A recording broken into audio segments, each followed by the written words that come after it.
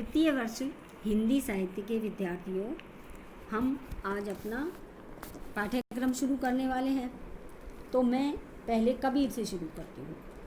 कबीर और उसके बाद हम जायसी हैं, विद्यापति है, इन सब को बाद में करेंगे। पहले हम कबीर के विषय में बात करेंगे और मैं उम्मीद करती हूँ तुम्हें मेरा पढ़ाया हुआ बताया हुआ समझ में आएगा। और जब परीक्षा होगी तो संभवतः ऑनलाइन हुई तो वहाँ तुम पीछे नहीं हटोगे और नियमित रूप से इस कक्षा को सम्मिलित होगे इस कक्षा में और पढ़ाई करोगे।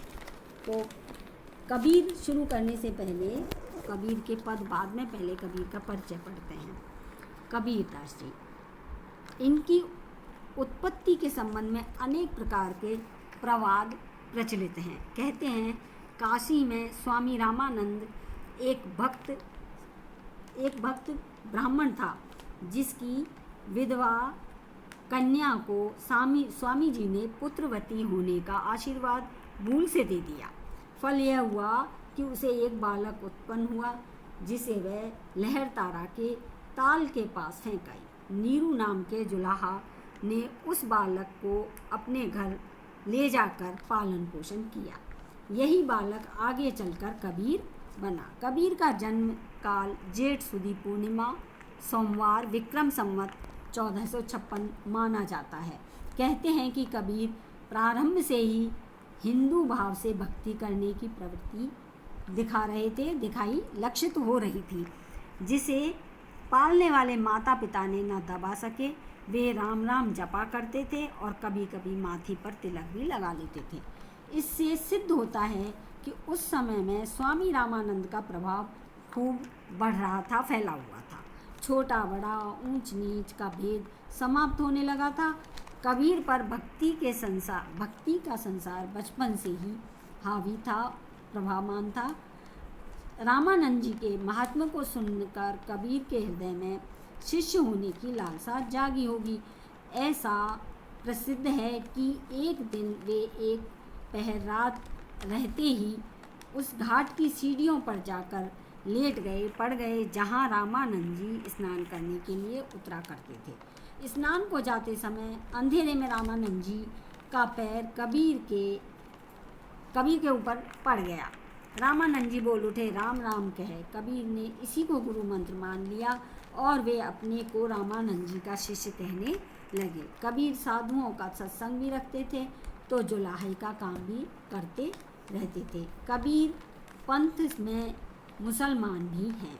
कबीर दास जी का कहा जाता है कि उनके पंथ में मुसलमान हिंदू सभी हुआ करते थे। उनका कहना है कि कबीर ने प्रसिद्ध सूफी मुसलमान फ़कीर शेख तकी से दीक्षा ली थी।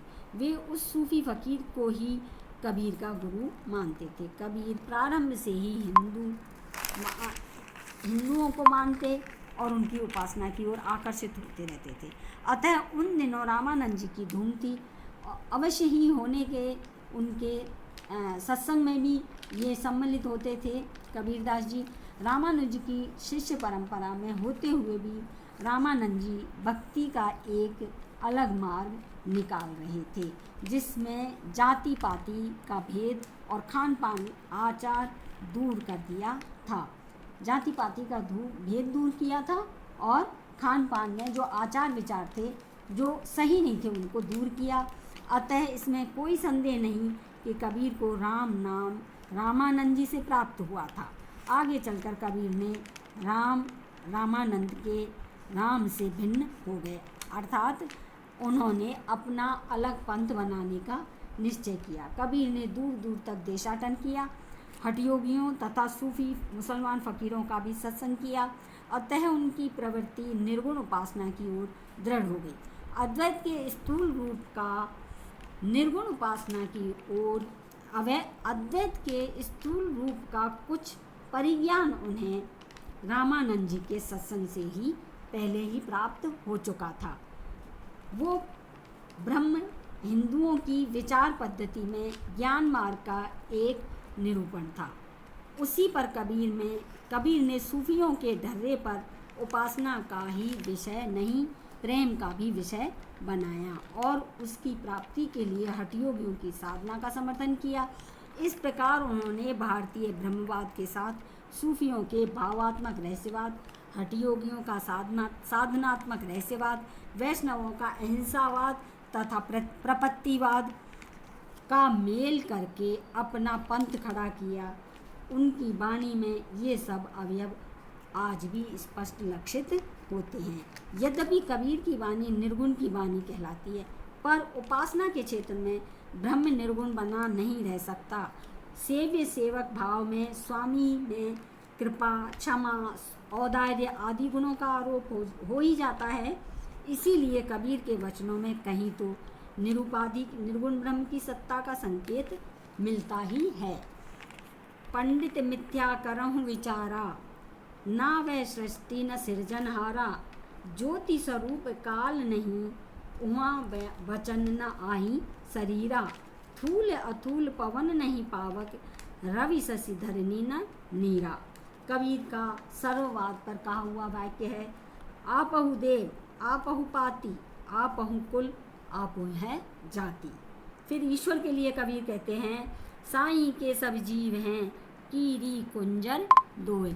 कबीर में ज्ञान मार्ग की जहाँ तक बातें हैं वे सब हिंदू शास्त्रों की हैं, जिनका संचय उन्होंने रामानंद जी के उपदेशों से किया। माया, जीव, तत्वमसी, त्रिकुटी आदि शब्दों का परिचय उन्होंने अध्ययन द्वारा नहीं, सत्संग द्वारा ही ग्रहण किया था। उन्होंने हठयोगियों के साधनात्मक रहस्यवाद के कुछ सांकेतिक शब्दों को लेकर अद्भुत रूपक बांधे हैं, जो सामान्य जनता की बुद्धि पर आतंक जमाते रहे हैं। सूर समाना चंद में दूं किया घर एक, मन का चिंता तब भया, कछु फुट बिला लेख।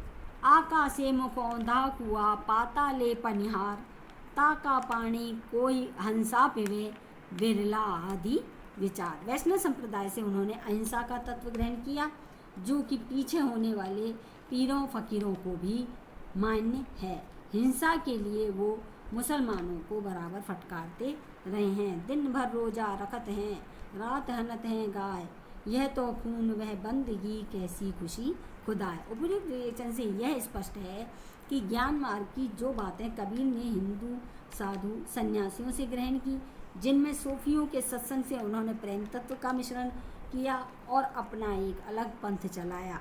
देशाटन और उपासना विधि के कारण मनुष्य में जो भेदभाव उत्पन्न हो जाता है, उसे दूर करने का प्रयास वाणी करती रही है। उनकी वाणी, उनके उक्तियों में विरोध और उद्भव असंभव का चमत्कार लोगों को बहुत आकर्षित करता है को गुरु ज्ञानी जगत में, उलट वेद बूझे, पानी में पावक भरे, अंधई आँखनि सूझे। गाय तो ना हर को धर खायो, हर ना खायो चीता।